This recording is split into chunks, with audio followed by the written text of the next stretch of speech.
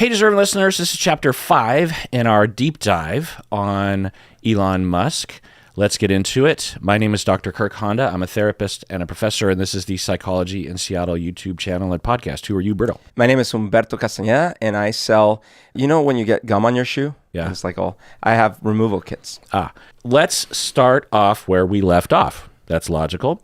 Where we left off was in 2002.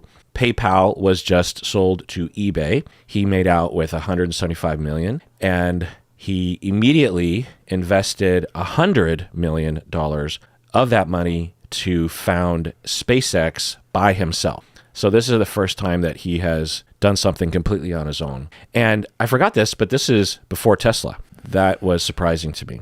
So before he was the Tesla guy, he was the PayPal SpaceX guy. And apparently he'd been dreaming about starting his own space business for a while. And it sort of began in his childhood, his at least love of space and space travel. With space. And he became the company's CEO and chief engineer.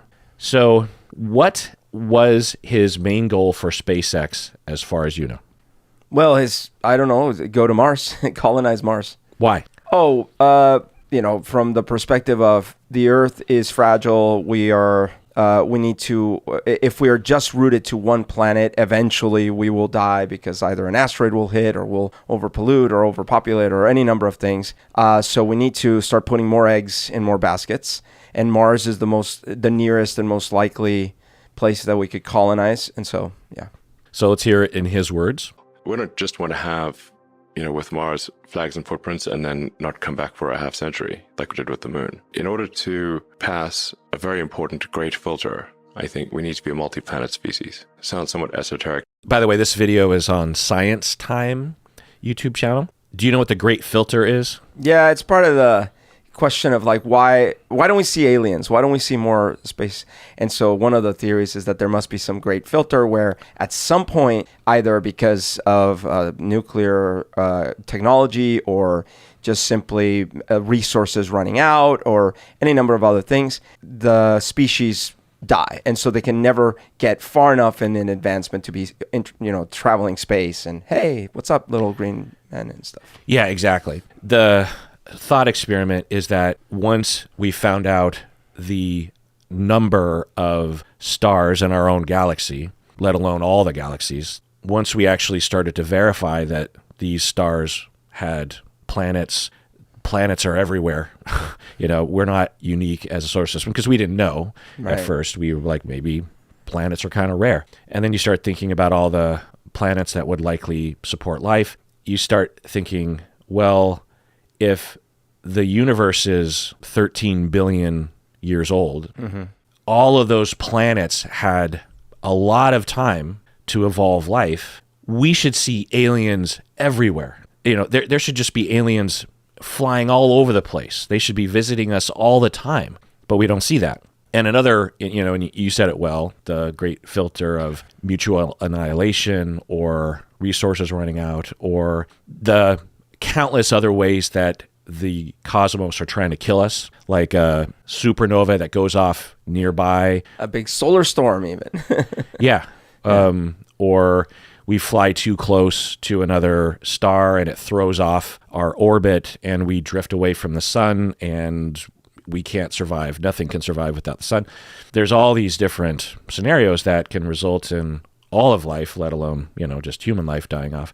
That's the great filter. There's some great filter that filters out all of these civilizations. Yeah. Anyway, I'm sure no one cares about that, but let's watch the rest of this. Eventually, given enough time, the Earth is likely to experience some calamity. That could be something that humans do to themselves or an external event like happened to the dinosaurs. And, eventually, if none of that happens and somehow magically we keep going, the sun is gradually expanding and will engulf the Earth. So the first part I will go with. You can have an asteroid or a comet that's big enough and we don't have enough time or we screw up. So, all you have to do is watch Don't Look Up to imagine what that would look like. And that could happen.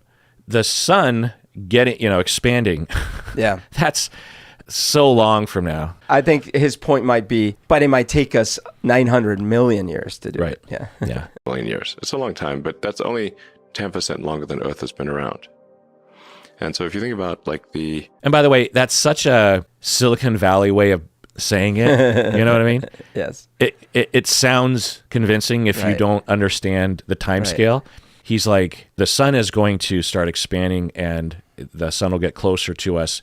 The earth Yeah. will heat up and our atmosphere will go. We might even be engulfed by the sun. And he's like, that's a long time from now, but it's only 10% of, well, Like we've already been through 90% of everything. yeah, well, We only have 10% left before we're done. the Earth's been around for 4 billion years. Do you know what I mean? So it's a little, but you know, it just screams silicon. You know, he's not wrong. Yeah. It's But- just that but the other way But to... it's his pitch, Right. to get Right. people to invest or get excited, that kind of thing. And because the other way to look at it is of course, right, but humans have only been around for 100,000 years, right? Yeah, that's not a convincing argument to me. What does convince me is a comet that we haven't cataloged yet Right. that intersects Earth, and right. you know, in Don't Look Up. current situation is really remarkable and kind of hard to believe, but Earth's been around 4.5 billion years, and this is the first time in 4.5 billion years that it's been possible to extend life beyond Earth. And that window of opportunity may be open for a long time, and I hope it is, but it also may be open for a short time. And I think it was wise for us to act quickly while the window is open, just in case. I mean, civilization could die with a bang or a whimper, but these are all risks. I mean, it's important to think of these things in just like probabilities, not certainties. I think most likely the future will be good. But there's like, let's say for argument's sake, a 1% chance per century of a civilization ending event. Like that was Stephen Hawking's estimate. So then, you know, we should basically think of this like being a multi-planet species, just like taking out insurance for life itself. So I actually really like the way he talks about this. Totally. That is a good way of putting it. It's extremely unlikely. He says, I would predict that the future will be good and that we'll be okay, we'll survive. But if there's a 1% chance of the human race being wiped out every century, that's too big of a risk, and we should do something. We should invest some resources and money and energy and time into some kind of protection. That's the same argument that we make against a Yucatan Peninsula dinosaur ending impact. It's unlikely that it'll happen anytime soon, but to do nothing... You got to always measure, like, what's the potential impact? Well, the potential impact is ending everything. Yeah. So, so this is why I was saying in a previous episode that I'm surprised I don't hear this same thing from, like, every billionaire and even from non-billionaire politicians, right?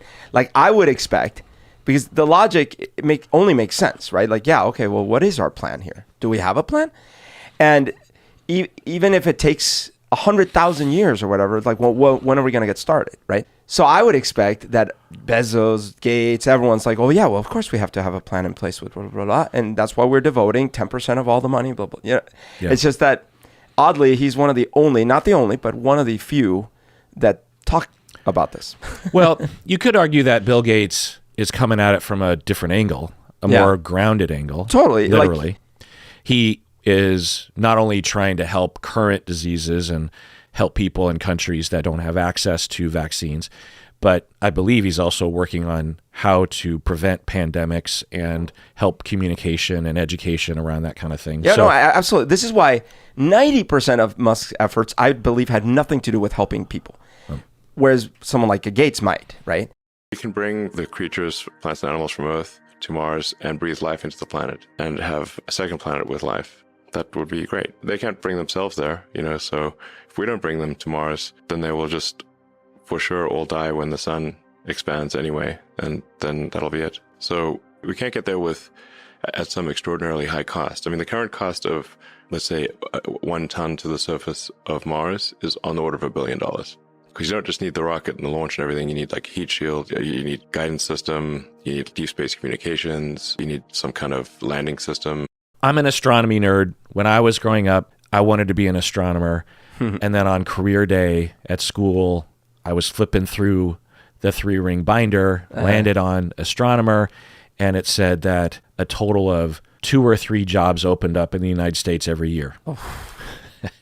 I don't even know if that's true. Oh my gosh. Because there's a lot of jobs in astronomy, but I think it was talking about astronomy professorships or something. Okay.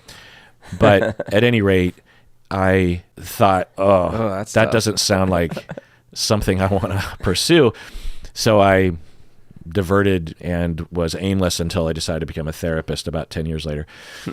But I've always been super nerdy about astronomy, so I just want to kind of nerd out a little bit about what he's talking about and what the viability of landing on Mars is. So, we landed on the moon in 1969.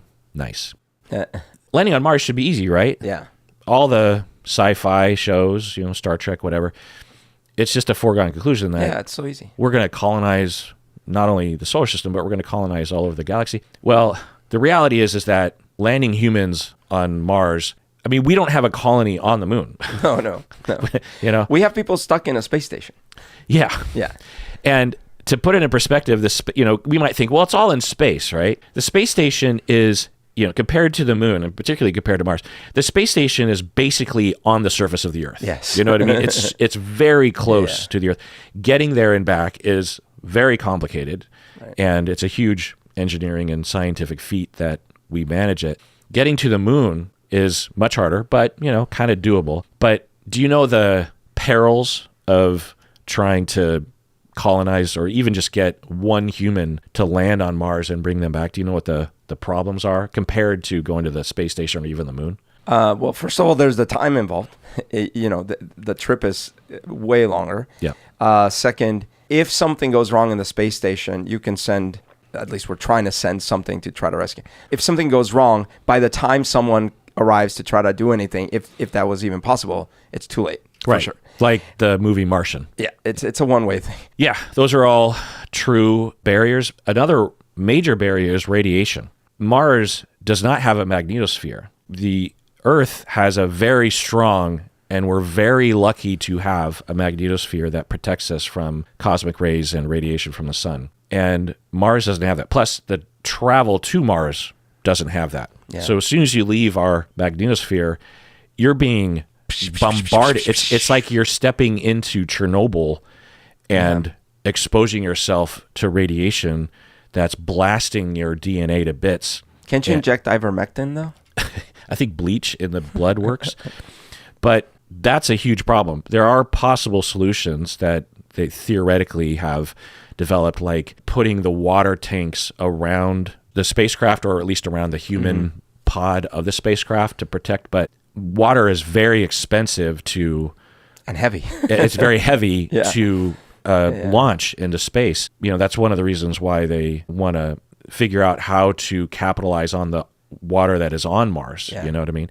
So that's the other thing, is that in order to land humans on Mars, and just to give you an idea of the timeline, when we landed on the moon, we sent several unmanned spacecraft, there and back. We went there with, we had 3 astronauts that orbited the moon and sort didn't of land and sort of hypothetically practiced, descending onto the moon. They didn't. That was Apollo 10. They come back home. Yeah. Because it's just like, well, let's just see if we can get to an orbit. And then Apollo 11, they're like, okay, we know we can get to orbit. Now let's actually try to land. Right. They almost aborted that mission because of fuel and landing problems. But we would have to do that with Mars, but probably way more so because of how exponentially difficult it is. So we're nowhere near that. And what people will say, and it's viable, is that we should be investing our efforts and money into making Earth as safe as possible for humans in the future,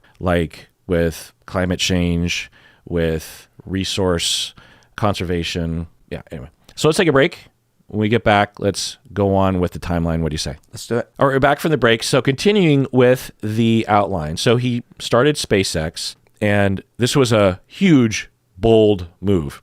It was, we've already talked about this before, but just briefly, for all of these .com tech bros with tons of money after a sale, they would typically just invest in the typical things, your Googles, your Facebooks, that kind of stuff. You wouldn't start your own company, one. Two, you wouldn't start a non-tech company. You wouldn't start a non-internet company, because in 2002, the internet was still opening up. There were still so many unexploited opportunities. This is before Facebook. Before YouTube. Yeah. And instead, he decides to invest and be the only investor, the only person. He didn't like join someone else's thing to put things into space. Also, this year, his child dies. Him and his wife had their first child, and the child died of SIDS at 10 weeks. Oof. So a tragedy. There's no other way to look at it. It's really hard to think about what that would feel like. I mean, can you imagine what that would feel like? No. That's no, because I mean, when you're in those first early weeks and months, you're so busy trying to keep that creature alive. And when the little baby is crying at night, and you don't know what to do because you've checked all the boxes. Did we feed? Yes. Did we burp? Yes. Did we change diapers? Yes. Is there a rash? No. Did we try to get it to sleep? Yeah, no. Nothing. Everything's still crying. What am I doing wrong as a parent? And then just to imagine at some point the baby dies. Yeah, I mean, parents blame themselves for little things. Yeah. Could you imagine the blame and the pain? Yeah. Of course, this was hard on both of them. Justine, the mother, his wife, said in an interview with Marie Claire, or I believe it was a piece that she wrote for Marie Claire, she said, Elon made it clear that he did not want to talk about Nevada's death. That's the son, Nevada. I didn't understand this, why he didn't want to talk about it. Just as he didn't understand why I grieved openly, which he regarded as, quote unquote, emotionally manipulative. What do you think about that? Yeah. I mean, it's kind of hard because if you're the people going through the situation, expecting that you're going to act in a centered and collected way is actually kind of irrational. You just don't have any training for something like that. Blaming the other person, even though it's, of course, terrible and unwarranted, unless, it happened to actually be an abuse situation or something, is probably natural. Now, there's a point beyond which if you don't seek help and you don't try to realize that you need to try to work it out somehow, then yeah, it could get very toxic. But there's some amount of that where I don't know. I'm sure I would blame the other person. I would blame my wife and they'd blame me and I'd blame myself. And then I'd be like, double check. Like it's just, your mind would instantly go to that horrible place of what could we have done differently? Yeah, right. Grief is rough. A grief and loss like this would be really rough.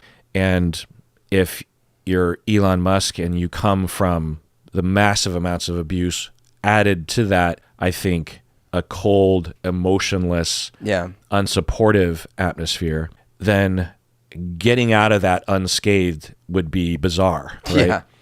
Now, Justine says that he said that she was emotionally manipulative because she would grieve openly. I think I get what it is. So, and actually there's another example with this. I'm sure this has happened to you. Let's say you have really been putting together a deep dive, like one of these deep dives, and you've been working hours and hours and hours and hours. I can't really imagine Can you imagine that? I don't know about your personality, but in my case, when I'm doing something like that, I start feeling self-righteous and self-entitled and kind of a sense of like, everyone else needs to step up.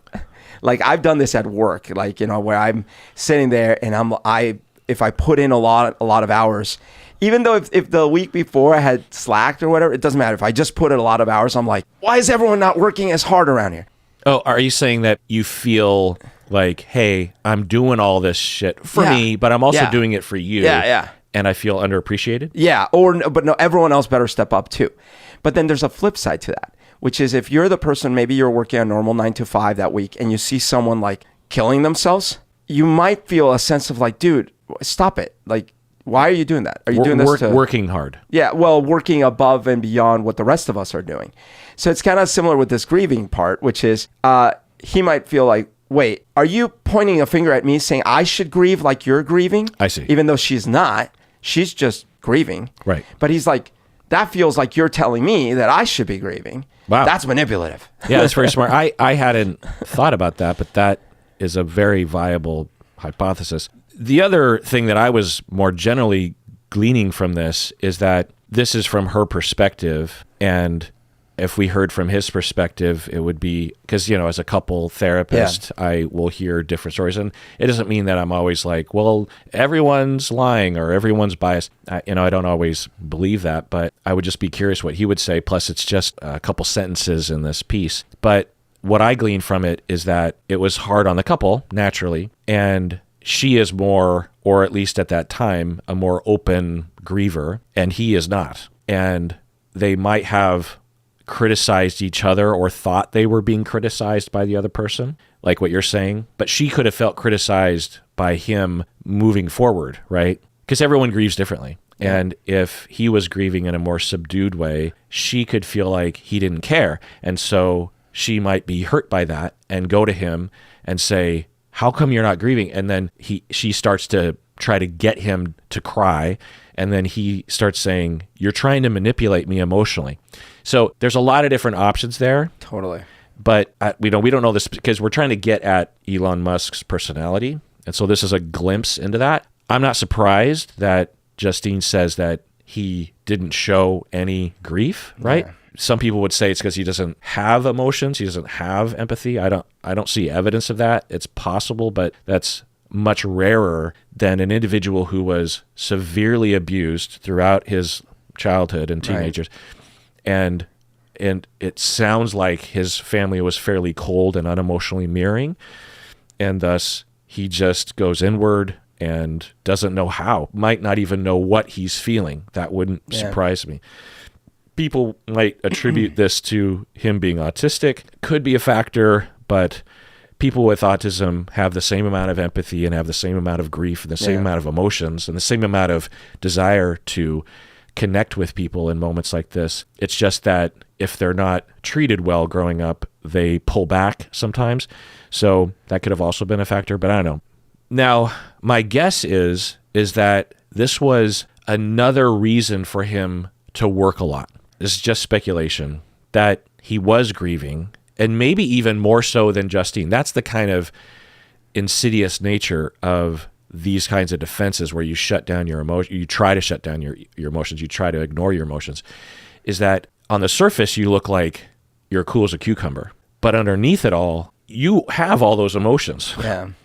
And in the present, you're suppressing your emotions, but you've been suppressing your emotions your whole life. Mm-hmm. So not only are you not getting your needs met now, but you've never had your needs met throughout your life. So there's a tremendous amount of pressure and pain and confusion and physical symptoms and psychological symptoms from this continued suppression. The individual might not even know that it's happening, right? And I'm guessing that it was yet another reason to distance himself from other people, particularly close people and his wife, and also work more and more and more and depend on work success and work distractions. But I don't know. Yeah. Going on in the next year, 2003. But first, let's take a break. What do you say, Berto? Let's do it. All right, we're back from the break. So the next notable thing happened in 2004, which is 2 years later. So for 2 years, he's trying to get SpaceX off the ground, literally and figuratively. 2004, his age, he's 33 years old, and he founds Tesla, or he joins Tesla. So you Tesla, have been programmed. Tesla was founded in 2003 by two engineers, and in 2004, he invests $6 million, which made him the majority shareholder at the time. According to reports, he took an active role within the company. He wasn't just investing. He was involved in product design, that kind of stuff. But he wasn't involved in the day-to-day operations, right? Like the research and the nuts and bolts. Well, he's an engineer, so he was figuring out how cars work. You're saying it facetiously, but tell me, given all that you know, like what percentage of the early success or early design or the founding of Tesla can be attributed to Elon Musk? Like put a number to it. Well, I mean, money is very important, and he is very good at getting more money from more people and selling the idea. He's really good at, in a sense, marketing, even though they ironically didn't have marketing. But people say that about Steve Jobs, right? Yeah. So I would I mean, I would still say that he is very instrumental. I'd probably give it at least 60% of the early success of Tesla was due to his influence, just not the engineering. Yeah, but it's just kind of funny that if we ask that broad question, what percentage of success, and you say 60%, which I could agree with, that somehow we say, but he didn't design the car, right? And that's me. I'm saying that internally. I'm not saying other people say, right. But it is kind of odd because you need it all. Like you need a Wozniak and you need a Jobs. Totally. But I wouldn't be saying that normally if it hadn't been presented that way, right? If it wasn't like the marketing he sold was in fact very purposeful, like he's the genius inventor. So I don't, that's not how Wozniak and Jobs were sold, right? I mean, that's not entirely fair. Jobs was, fair Steve enough. Jobs was fine. stealing from Wozniak from the beginning. Bad example. Literally the first project that they worked on, he took credit for. Fair enough. Bad example. I think, I guess a different perspective would be, all right, so in a lot of these cases, the marketing is a lot of hype. This is true. For example, in Microsoft's case, the idea is like Bill and Paul just like engineered this amazing OS and instead IBM was so impressed. They bought it for 50 grand or something. So there is a lot of that happens. That's true. But it is, I think, an interesting cultural comment that we as a culture privilege the inventor, right? And we should praise them and elevate them on some level. But we don't praise the nuts and bolts, so to speak, of business and fundraising and marketing, because we see that as like, well, anyone could do that, or that's sleazy, a car salesman kind of thing, greasing hands and smoozing people, the charmer. They're not the genius. It never occurred to me till just now that the Jobs and the Elon Musks of the world are always trying to market themselves as the inventor, right? Yes. But if we had a more balanced, wise culture that really, I think, understands what it takes to get these things off the ground, they might not do that. They might say a more realistic presentation. Do you think that's true? Yeah, fair enough. I guess like maybe the people themselves wouldn't feel the need to position themselves as the inventor because they're like, hey, everyone knows that this is just as valuable, in some cases more valuable, and that's what I do. Right. I see your point. I guess the main reason I have animosity on this in this regard is that I, like most people, fell for it totally. Like, so that 10 years ago, I was 100% convinced. If I had been asked, I'm like, oh yeah, Musk is like this genius engineer inventor. Not, well, he's pretty damn good at turning money into more money. Right. Yeah. He invested in a company that was already up and running and had engineers that actually knew how to, on a day-to-day basis, design a car, an electric car. And one thing that I will foreshadow is that one of his skills, Musk's skills, is lying to get money. But putting that on pause, I will say that at the time, no one would have advised them, hey, it's a great investment to put $6 million into an electric car company in California. Like, that just wouldn't have been a great advice that someone would have given. Yeah, because for at least a couple of decades, and you could argue longer, there had been many startups that had tried to do that. The barrier is that car manufacturing is such a huge endeavor, right? It's not like tinkering with an Apple computer in a garage. It involves a lot of infrastructure, a lot of expensive machinery, a lot of capital investment, and you have to sell the things somehow, right?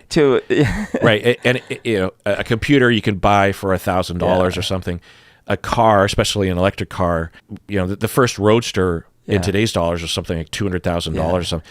So it's a long shot, and you also have the combustion engine industry lobbying the shit out of, traditionally the government to eliminate these companies or just buy them and destroy them. So you're going up against the giants of the world, really. You're talking your Hondas, your Toyotas, your Fords, your Chevrolets. Anyway, so let's take a break, and when we get back, it'll just be for patrons of the podcast, and we'll talk about 2006, when he founds yet another company. What do you say, Bruno? Let's do it. Well, that does it for that episode of Psychology in Seattle, or not, unless you're a patron. Which it hasn't fully done the thing. Yeah.